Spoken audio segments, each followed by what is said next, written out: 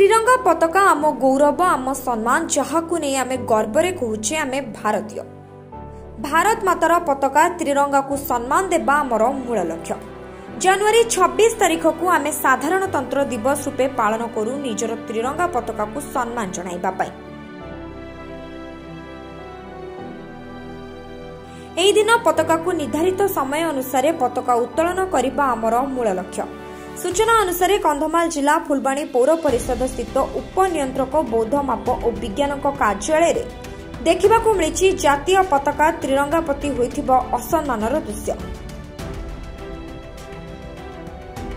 जिलापाल परिसरभुक्त उपनियंत्रक बौद्ध माप और विज्ञान कार्यालय फुलबाणी ठारे पताका को तले पकाई लंबा बाउंसरे एक बाड़ी सह बांधिबा परे बाउंस को तले पोतिथिले।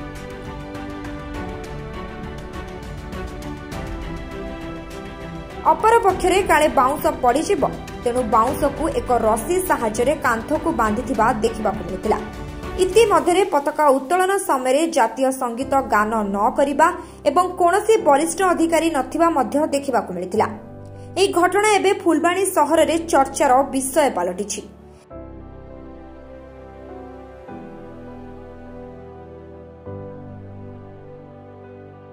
तेबे जिलापाल एवं राज्य सरकार केउ पदक्षेप मान नेबे कंधमालवासी एवं देशवासी अपेक्षा रहिबे बोली एबे साधारण रे चर्चा जोर धरिछि।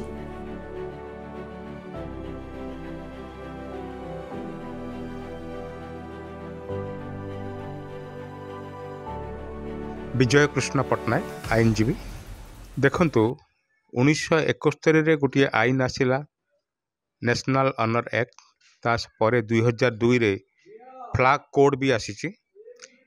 एई अनुसार जातीय पताका को सम्मान देवा समस्तंकर दायित्व। तेबे अनेक समय देखा जाउची उपयुक्त प्रशिक्षण न नै जातीय पताका भिड़िबा को चेष्टा करिबा, अनेक समय खसी आसीबा न खोलिबा एवं अनेक समय देखा जाउची लोक तले पकई ताको भिड़ी देई केवल टांगी दियंती। यह अत्यंत असम्मानजनक। जातीय पताका को असम्मान अर्थ देश को असम्मान।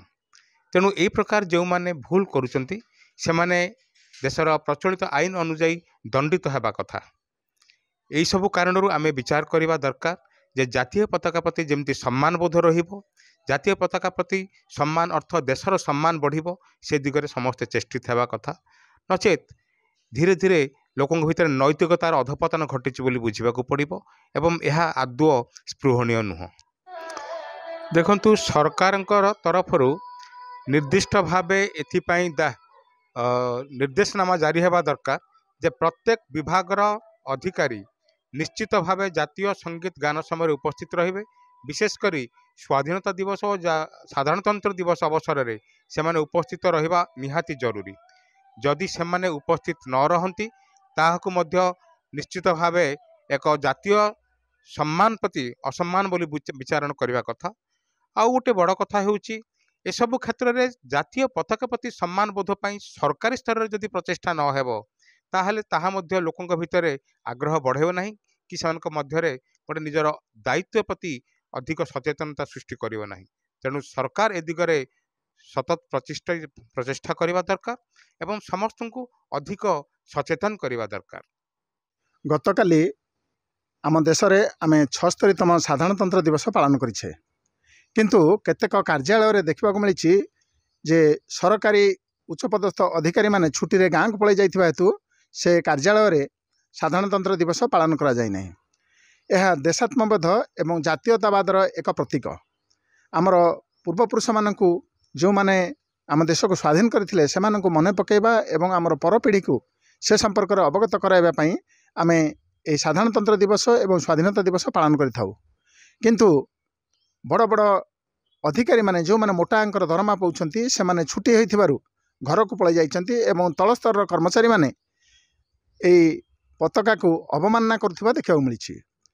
एपरिके आम जिला सदर महकुमा रे थिबा वेट एंड मेजर्स ऑफिस रे साधारणतंत्र दिवस किभली पालन करा जाइछि ए वीडियो रो आपण देखि पारुथिबे।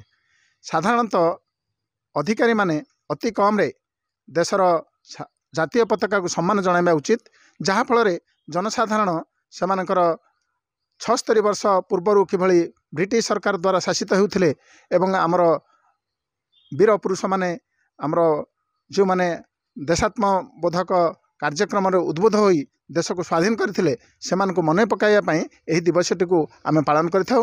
किंतु एठी देखिबा को मिलुछि जे ऑफिस रो तलस्तर कर्मचारी माने से केवल नामक मात्र पताकाटी को ऊपर को टांगी देइछंती एवं सेथिरे ना फूल टिके दिया हैछि ना आम जातीय संगीत गान करा जायछि। यह बड़ दुर्भाग्यर विषय। तेणु सरकार जो माने जातीय संगीत एवं जातीय पताका अवमानना करुछंती सेमानक उपरे कठोर कार्यानुष्ठान नेबा आवश्यक। ब्यूरो रिपोर्ट संस्था डिजिटल।